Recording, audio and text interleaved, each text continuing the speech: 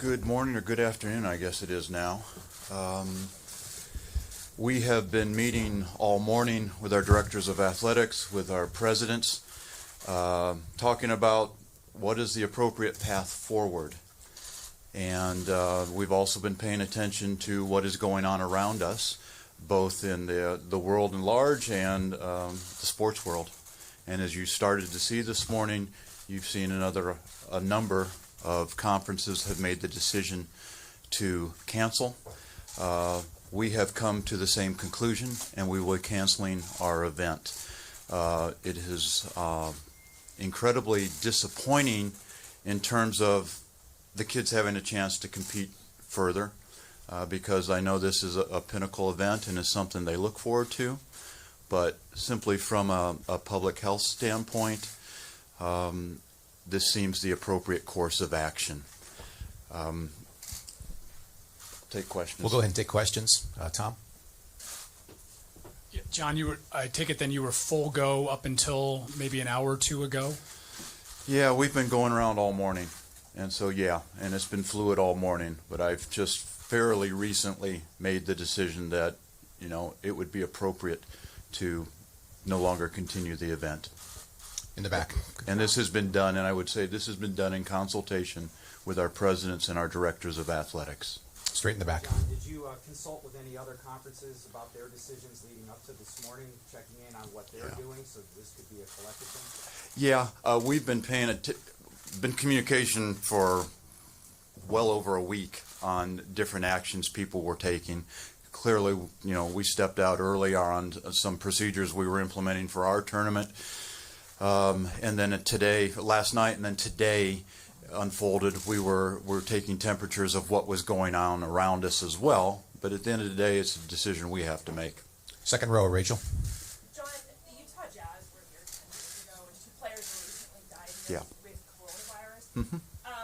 Were any of the teams using any of the NBA facilities Yes. here in the building? Yes. What's going to be the protocol for these teams that use those facilities, like locker rooms and training rooms? And I'm going to ask Glenn Komorowski, with CEO of the Cleveland Cavaliers, to assist me with that. But let me walk you through what we've done as soon as we got information on that. First thing we did was, where would players have been, participants have been? Went back, generated records on cleaning, what occurred there, and how many times it had been cleaned. We're talking a period of really 8, 9, 10 days. And so what we're hearing, and I had discussions this morning with the director of the Cleveland Board of Health, as well as the Cuyahoga County Board of Health, and they both were confident with the fact that given the cleaning regime and the distance between when the Utah players were in the facility, that shouldn't pose a point of view. We had made the decision that if we would have moved forward, we were going to close down that locker room and not utilize it anymore, even though we didn't believe there was a risk posed by that. Then we had begun discussing implementing perhaps further protocols, medical protocols, screening protocols with our student athletes, and we're discussing that as we ultimately came to a decision. And then I'll let Len wade in with perhaps some other information that sheds more light on this. Yes, and as John referred to, we go through an extensive sanitation process after every event.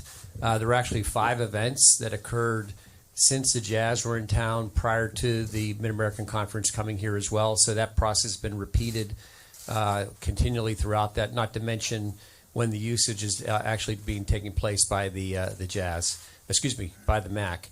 Beyond that as well, the timeline, obviously with the affected player with the Jazz, from what we're understanding based on incubation period and actually where symptoms appear, and given the length of time from when the Jazz were in town, which was March 2nd, until when last night occurred, would suggest that the risk was very low that the affected player actually had contracted it and had that while he was in Cleveland. The additional point of discovery went through was, were there any people involved in the operation of our event that could have had a direct line of contact with that player? There were none.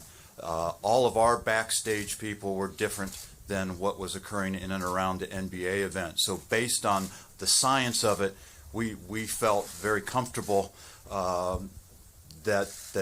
we were in a reasonable spot. Front row, you had a question? He's on his phone. Jason, go ahead. In regards to the NCAA tournament, what kind of conversations have you had with the nation's governing body? Is there thought to, will that tournament happen next week? What has been your read from the national level in terms of the March Madness? Yeah, I don't have an answer on that. We have been in fairly constant communication with them. Yesterday, as planning was going on to hold the NCAA event, and they announced they would move forward with the limited spectator thing. Obviously, they were in touch with us as we are slated to host next week. One, on just general operational ideas, and then second, because we've implemented procedures in and around it, and they were looking for some feedback on how our event was going. So Jeff Bacon on our staff, who was our point person, spent significant amount of time with those folks yesterday. We have no information on what their decisions might be going forward. I would direct those to the NCAA. Just real quick, if the national tournament happens, who's the MAC representative? Who are they going? Yeah, our automatic qualifiers would revert back to the regular season champions. Okay, front row. I guess historically, has this ever happened? And also, if you could tell us, how do you feel at this point? Because this is unprecedented. I have no knowledge of a similar type of situation, at least on this scale. I'm sure conferences have dealt with various things from time to time, but to have the nationwide, in fact worldwide, issue we're all dealing with right now, I don't know. How do I feel? I don't even know how to answer that. You know what? You're working the problem. You're working the issue. We're concerned with making sure we do everything possible to mitigate risk factors for our students and for our student athletes and for our fans and anyone interacting in and around our programs. And so that's, I don't know that I feel, I'm focused on, that's the job right now. That's the job of our presidents, that's the job of our directors of athletics, and all of us involved in this enterprise. PJ in the back left. John, you mentioned that the regular season winners would represent them at the NCAA tournament. Assuming that tournament does go on, will you have any say, or will you have any communications with the school as to whether or not you would want them to pull away as a result of the coronavirus, or would that be at their discretion if they want to continue to play? Well, as we move forward, I'm sure our schools will have various conversations on that. A lot of what will dictate this moving forward is, as we're starting to see, we're having state, county, city rules and regulations starting to come into play. We're having, as we're all public institutions, we're having state regulations or mandates coming down onto types of behaviors on whether or not people can travel or not.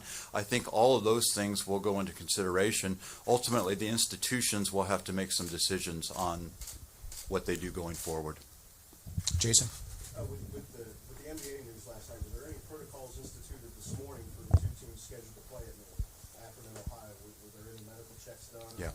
Or any extra, protocols instituted with those two teams coming into this building this morning? Yeah, and part of the reason that we had started to implement a delay as we were starting to begin those. Our schools had been doing various checks anyway, but we were implementing a little more formalized health check where there's temperature, and I don't have in front of me the protocols of the other things that were going to occur, as well as we were going to have the athletics director or their designee visit individually with each student athlete and ask whether or not they were comfortable in competing or not, and so that we have a chance for the students to have a voice in this on whether or not they wanted to continue. So there was personal checks and diagnostic. Yeah. Now, how far down the road we were getting on that, I don't know, but that's where we were headed. If we would continue, those were going to be put in place. Hey, John, beyond basketball, have you guys made a determination on spring sports? We have not. We had a brief discussion today, but most of the discussion was on basketball. Those discussions will continue. I hope we come to some conclusions on that within the next couple of days. Further questions? Raise your hand. Go ahead.